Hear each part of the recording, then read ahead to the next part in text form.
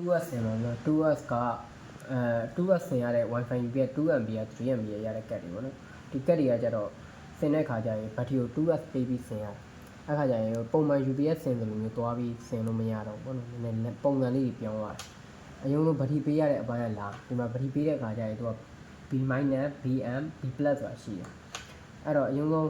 ဘက်ထရီပေးလိုက်ပေါ့ဘက်ထရီကို 2S ရိုက်တာနောက်မှဘယ်နှလုံးပဲထားပြီးရိုက်အရင်ဆုံး 2S ရိုက်ရမှာဖြစ်တဲ့အတွက်ဒီဘက်ထရီနှစ်ခုလုံးကို series တွဲလိုက်ပေါ့ series တွဲလိုက်series တစ်ခါတည်းမြင်တောင်တွဲပြလိုက်ပါမြင်တောင်တွဲပြကျွန်တော်က series တွဲလိုက်တဲ့အခါကျရင်ဒီဘက်ဒီလိုတစ်ဖက်တစ်ချက်ကိုတစ်ဖက်ကအပေါင်းအနှုတ်ကိုရောပြီးလိုက်ဒါဆိုရင်နောက်တစ်ဖက်ကနေပြီးတော့ဒီဘက်မှာအပေါင်းနော်မြင်ရတာမျိုးဒီဘက်မှာအပေါင်းဒီဘက်အနှုတ်ဖြစ်သွားတယ်ကျိုးယူတဲ့ခါကျရင်အဲ့လိုမျိုး 2S တွဲပြီးယူရမယ်2S တွဲပြီးယူရမယ် 2S တွဲပြီးယူရမှာဖြစ်တဲ့အတွက်ဒီဘက်ကအပေါင်းယူမယ်နော်အပေါင်းကိုအပေါင်းမှာလာချိန်မယ်ပြီးသွားပြီဆိုဒီ BN ဆိုတဲ့နေရာမှာကျိုးကိုဒီကနေပြီးတော့ယူချိန်မယ်နော်ကျွန်တော်အလဲခါဖြတ်ထားတဲ့ကျိုးဒီ BN ဆိုတဲ့နေရာကနေယူပြီးတော့ပြန်ချိန်မယ်အဲ့နေရာမှာ BN ဆိုတာပေးရသေးတယ်နော်BN ဆိုတာပေးရသေးတယ်ဟိုဒီဘက်ကိုကြတော့ B- နဲ့ယူမယ်နော်ဘက်ထရီပါလိုက်ရွှေ့ကုန်နော်ပြီးသွားပြီဆိုရင် minus ကိုကြတော့ဒီဘက်ကစာယူမယ်ဒါ 2S ပေးရတဲ့ပုံစံတိုင်းပဲဘာမှ free rule တော့မရှိဘူးဒီဘက်က B- နဲ့ဟုတ်လားဒါဆိုရင်ဘက်ထရီတက်တဲ့ပုံစံရှင်းမလားနော်ဘက်ထရီတက်တဲ့ပုံစံအဲ့ခါကျရင်ဘာရှိလဲဆိုတော့ဘက်ထရီတက်ပြီးသွားပြီဆိုအောက်ပို့ဂျိုကထုံးစံတိုင်းပဲဒီကောင်လေးခဲဆိုနော်ဒီကောင်လေးခဲဆိုပြီးသွားပြီဆိုရင်အောက်ပို့ဂျိုကအောက်ပို့ဂျိုဒီမှာတက်လာဒါဆိုထွက်သွားပြီဆိုတော့ volt ထွက်သွားပြီနော်ပြီးသွားပြီဆိုရင်ဒီမှာအဝင်တက်ဘယ်နေရာမှာပြဿနာတက်တာလဲဆိုတော့ indicator တက်တဲ့နေရာမှာ indicator တက်တဲ့နေရာကျရင်ခလုတ်ဖြတ်တဲ့နေရာကျရင်ဘယ်နေရာကိုဖြတ်ကမှာလဲဆိုပြတယ်ခလုတ်ကို indicator အတွက်ပဲတည်တံ့ဖြတ်လိုက် UPS ကိုအမြဲတမ်း on ပေးထားလိုက်ကိစ္စမရှိဘူး UPS ကအမြဲတမ်း on ပေးထားလို့ရတယ်ဒီ indicator ကျွန်တော်တို့တက်ကတော့မယ်ဒီမှာဆိုဘောက်ခုံနော်ဘောက်ခုံမှာတွဲပြီးဆို indicator တက်ကမယ် indicator ကိုပဲခလုတ်ဖြတ်ပေးလိုက်အဲ့တော့ 2S မှာ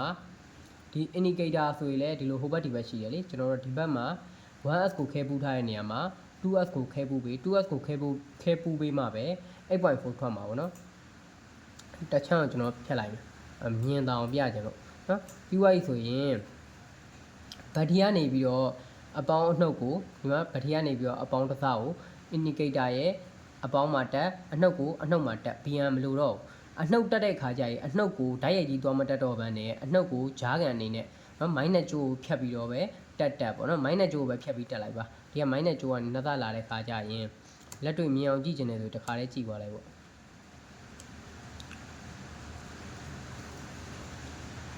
ဒီဘက်ကဒါအပေါင်းကျိုးပေါ့နော်အပေါင်းကျိုးကိုကျွန်တော်တို့အခုဖြတ်လိုက်မယ်ဖြတ်လိုက်တဲ့ခါကျရင်ဒါအပေါင်းကျိုးကိုတက်တဲ့ခါကျရင်ခလုတ်ခံပြီးတက်လိုက်ပေါ့ဟာထွေထူးမရှိဘူးအဲ့ 1S ဖြစ်တဲ့ 1MB ကတ်တွေနဲ့မတူတာအဲ့တစ်ချက်ပဲเนาะဒါ minus ကျိုး okay minus ကျိုးဓာတ်ရိုက်ပေးလိုက်ရပြီ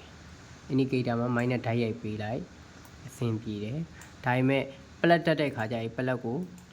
အခုပြထားတဲ့ပုံစံတိုင်းခလုတ်ကနေပြီးတော့တစ်ဆင့်အဲ့လိုလေးသွားလိုက်ပုံမှန်ကျွန်တော်တို့က UPS 1A ဆင်းပြီဆိုရင်ဘက်ထရီကိုဓာတ်ရိုက်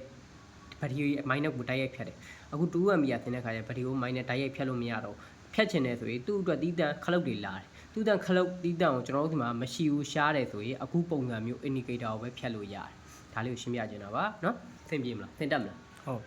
ဆင်တယ်ပါ